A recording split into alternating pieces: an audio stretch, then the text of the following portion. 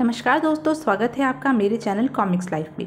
शुरू करते हैं नागराज सीरीज की एक और धमाकेदार कॉमिक्स, बच्चों के दुश्मन। दिल्ली का एक व्यस्त बाजार दरियागंज में स्थित राज पब्लिक स्कूल।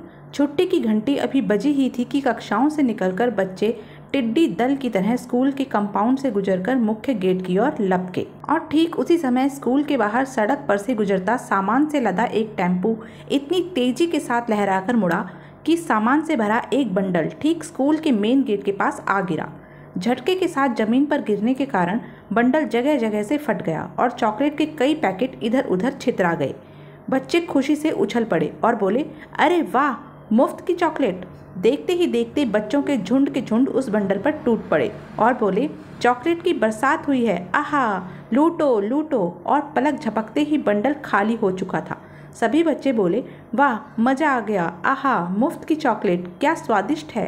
यह दृश्य देखते ही चौकीदार उनकी तरफ लपका और बोला, अरे अरे बच्चों, क्या करते हो? फेंको फेंको इन चॉकलेटों को। इस प्रकार लावारिस पड़ी चीज़ों को खाना खतरनाक है, फेंको।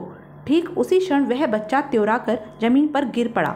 चौकीदार ने कहा, अरे क्या हुआ इसे? कहीं चॉकलेट छीनकर फेंक देने से तो नहीं।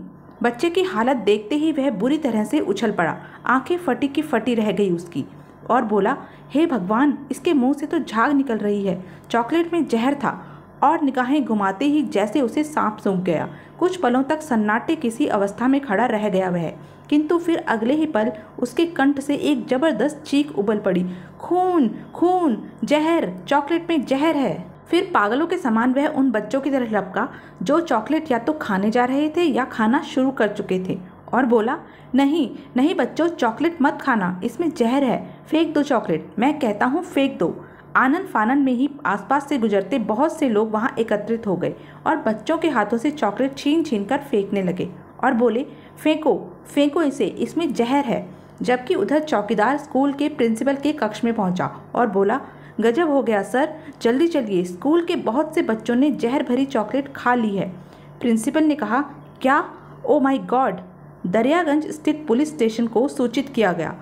इंस्पेक्टर बोले, hello, sub inspector Nathan here. क्या? ओ नो, मैं पहुंच रहा हूं। सायरन बजाती पुलिस जीपें व पेट्रोल गाड़ियां आंधी तूफान की तरह घटनास्थल की ओर रवाना हो गई। तत्पश्चात कई एम्बुलेंसों के सायरन भी बज उठे। हताहत बच्चों को तुरंत एम्बुलेंस में डालकर अस्पताल पहुंचाया गया और उस शाम को समाचार पत्र, टीवी, रेडियो इत्यादि संचार व्यवस्थाएं चीख उठी। आज के मुख्य समाचार, दिल्ली के कई स्कूलों पर एक साथ एक जैसा जहरीला आक्रमण। बच्चों को चॉकलेट में मिश्रित साइनाइड विष दिया गया। एक समाचार पत्र में आतंकवादियों द्वारा भेजे गए एक पत्र के अनुसार इस कार्यवाही की जिम्मेदारी जैबरा आतंकवादी संगठन ने ली है। दिल्ली पुलिस तुरंत सक्रिय हो उठी। रेड अलर्ट घोषित कर दिया गया। प्रत्येक ऐसे स्थान की जांच की जाने लगी जहां से आतंकवादियों के शहर से बाहर निकलने का जरा सा भी संदेह था। उधर अफ्रीका के एक गुलाम टापू से जनरल टम्टा के आतंकवाद का खात्मा करने के बाद नागराज भारत की राजधानी दिल्ली पहुंचा। यहाँ वह होटल राज पैलेस के एक शानदार कक्ष में ठहरा हुआ था। वेट्रेस ने कहा, गुड मॉर्निंग सर, आपका दूध और आज का समाचार पत्र। नागराज बोला, गुड मॉर्निंग, थैंक यू। अखबार खोलते ही नागराज की निगाहें सुर्खियों पर चिपक कर रह गई। वह सोचने लगा, विश्वव्यापी जैबरा आतंकवादी संगठन दिल्ली में सक्रिय, उसका पहला निशाना मासूम बच्चे। लगता है यहाँ भी मैं शांति के साथ नहीं रह सकूंगा। तब तक तो नहीं जब तक जैबरा का एक भी आतंकवादी यहाँ जीवित है। तभी नागराज साथ वाले कमरे से आती उठापटक की आवाज़ें सुनकर चौंक पड़ा और उसने सोचा, मेरी छठी इंद्री कह रही है कि साथ वाले कमरे में जरूर कोई गड़बड़ है। और अगले ही पल वह अपने कक्ष की खिड़की से निकलकर साथ वाले कक्ष की खिड़की की तरफ रेंग रहा था। जबकि साथ वाले कक्ष में एक आदमी बोला, जैबरा से गद्दारी करके कोई जीवित नहीं रह सकता टोनी। दूसरे व्यक्ति ने कहा, बस गंजे, हमारे पास ज़्यादा वक्त नहीं है, इसे उठाकर खिड़की से नीचे फेंक दो।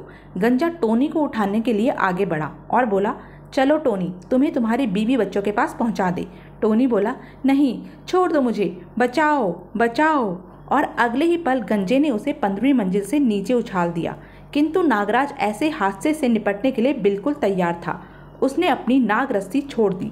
नाग रस्सी गिरते हुए टोनी के शरीर से लिपट गई और उसे वापस ऊपर खींचने लगी। गंजे ने जब यह अविश्वसनीय दृश्य देखा तो उसने रिवॉल्वर निकालकर नाग रस्सी पर कई फायर झोंक दिए, लेकिन हड़बड़ाहट में सभी निशाने चूक गए। और इससे पहले कि वह कोई और फायर कर पाता, सांबों ने उसकी हिम्मत तोड़ दी थी। उसके बाद नागराज ने उसे और शैतानी करने का अवसर नहीं दिया। गंजे के तीनों साथी नागराज को यूं एकाएक खिड़की पर प्रकट होते देख जड़वत हो गए। फिर जब वे सोचने समझने लायक हुए तो उन्होंने रिवॉल्वर निकाले और नागराज पर दनादन गोलियां चलाने लगे। नागराज सोचने लगा, काश बेचारे जानते होते कि मुझ पर गोलियां असर नहीं करती। नागराज पर गोलियों का कोई असर नहीं होता था और शीघ्र ही उन्हें इस कटु सत्य का एहसास हो गया। नागराज बोला, पूरे हो गए तुम लोगों के अरमान, अब मैं कुछ करता हूँ। पहले तो अपने यह खतरनाक खिलौने इधर दे दो। नाग रस्सी की मदद से नागराज ने तीनों के रिवॉल्वर झटक लिए और अब मानवता के दुश्मनों का दुश्मन नागराज एक बार फिर मानवता की खातिर लड़ रहा था। और जब वह इस कार्य से निर्वत हुआ तो खिड़की से पुलिस सायरन की आवाज़ आने लगी। नागराज खिड़की की तरफ लपका और सोचने लगा, लगता है गोलियों की आवाज़ सुनकर किसी ने पुलिस को बुला लिया है। नागराज ने कहा, टोनी प्यारे जल्दी यहाँ से निकल चलो वरना पुलिस रोक लेगी। टोनी ने कहा, चलो। टोनी शीघ्रता से खिड़की पर चढ़ने की कोशिश करने लगा, लेकिन नागराज ने उसे रोक दिया और स्वयं भी खिड़की से नीचे उतर आया और बोला, इधर से नहीं प्यारे, इधर से हवा में उड़कर जाएंगे, उस पार सामने वाली बिल्डिंग तक। टोनी ने कहा, क्या? अरे भाई, मारना ही था तो बचाया क्यों था? और इस बार नाग रस्सी सामने वाली इमारत की छत की मुंडेर पर लिपट गई। नागराज ने कहा, चलो चुपचाप मेरी पीठ पर सवार हो जाओ और कस कर पकड़ना। टोनी को नाग रस्सी से पीठ पर बांधकर नागराज नाग रस्सी पर झूल गया और फिर सड़क को पार करते हुए उसने सामने वाली इमारत पर पांव जमा दिए। फिर नागराज तेजी से ऊपर उठने लगा। छत पर पहुंचने के बाद नागराज ने अपनी बेल्ट खोली और उसे ओवरकोट में बदलने लगा। नागराज का फोल्डिंग ओवरकोट बेल्ट के रूप में नागराज के पास हर वक्त रहता है। टोनी ने कहा, क्या हम जिंदा हैं? नागराज बोला, प्यारे भाई आंखें खोलो। उस इमारत से नीचे उतरकर दोनों एक टैक्सी में सवार हो गए। दोनों अब पुराने किले की तरफ बढ़ गए। कुछ ही देर बाद दोनों पुराने किले के एक निर्जन खंडर में थे। नागराज ने कहा, हाँ प्यारे, अब सीधी तरह मुझे जैबरा के बारे में बता रहे हो या तुम्हारी भी अक्ल दुरुस्त करनी पड़ेगी? टोनी ने कहा, बिल्कुल नहीं, क्योंकि मैं जानता हूँ कि तुम नागराज हो, आतंकवाद के दुश्मन। जैबरा संगठन एक खतरनाक आतंकवादी गिरोह का नाम है जो अपनी मांगे मनवाने के लिए बच्चों को भी नहीं बख्शता। विश्व बम विस्फोटों से मासूमों की जिंदगी ले लेता है। रुपया इनका ईमान धर्म है। इस समय ये लोग विदेशी इशारे पर देश में तोड़फोड़ और आतंकवादी कार्यवाही कर रहे हैं। कुछ दिन पूर्व जैबरा का एक खास आदमी चीता पुलिस द्वारा गिरफ्तार कर लिया गया था। तब पुलिस को इसका सबक सिखाने के लिए बच्चों की हत्याएं हुई। नागराज ने कहा, लेकिन तुम इनके विरुद्ध कैसे हो गए? टोनी बोला, इसकी भी एक कहानी है नागराज। मुझे संगठन ने अप्पू घर में बम फेंकने का काम सौंपा था। उस दिन जैबरा का एक आदमी मुझसे मिला और बोला, टोनी तुम्हें आज यह बम अप्पू घर में बच्चों की भीड़ के बीच फेंकना है। मैंने अपना काम निपटाया। सैकड़ों बच्चे व बड़े उस बम कांड में मारे गए। फिर मैंने अपना मेहनताना लिया और बोला, तुम्हारा काम हो गया। उस आदमी ने कहा, शाबाश, यह लो 1 लाख रुपया।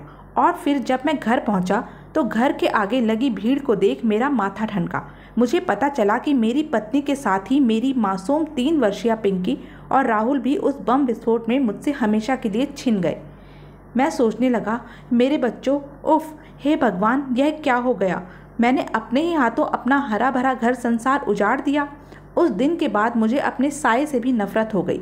मैं जीना नहीं चाहता था, लेकिन मरने से पहले जैबरा सहित उसके पूरे संगठन का सफाया कर देना चाहता था। मुझे हमेशा यह ख्याल आते कि तुम कातिल हो, तुमने सैकड़ों घरों की रोशनी लूटी है। आज तुम्हारे अपने घर में अंधेरा हो चुका है। अपने मासूम बच्चों के खूनी हो तुम, बीवी के हत्यारे हो।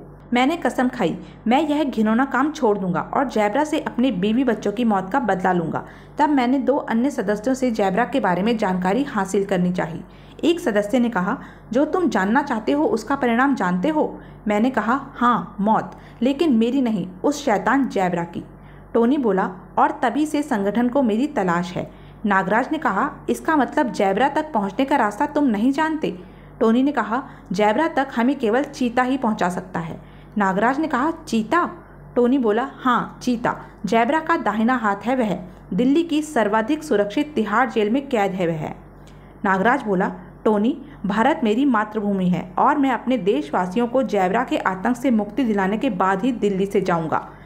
टोनी बोला, नागराज, मैं हर कदम पर तुम्हारे साथ हूँ।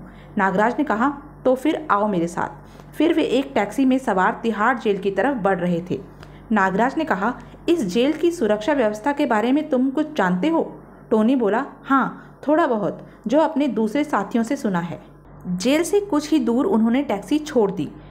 टोनी ने कहा, नागराज तुम करना क्या चाहते हो? नागराज बोला, मैं चीता को जेल से निकालना चाहता हूँ।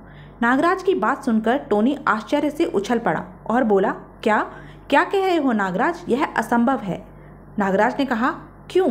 टोनी बोला, नागराज इस जेल की 20 फुट ऊंची 4 दीवारी के ऊपर दिन रात सिपाहियों का पहरा रहता है और तुम्हारी मंजिल है वह टावर जिसकी कोई सीढ़ी नहीं है। उसकी छत पर ही कहीं कुख्यात कैदियों को 4 स्टेन गनधारियों की निगरानी में रखा जाता है।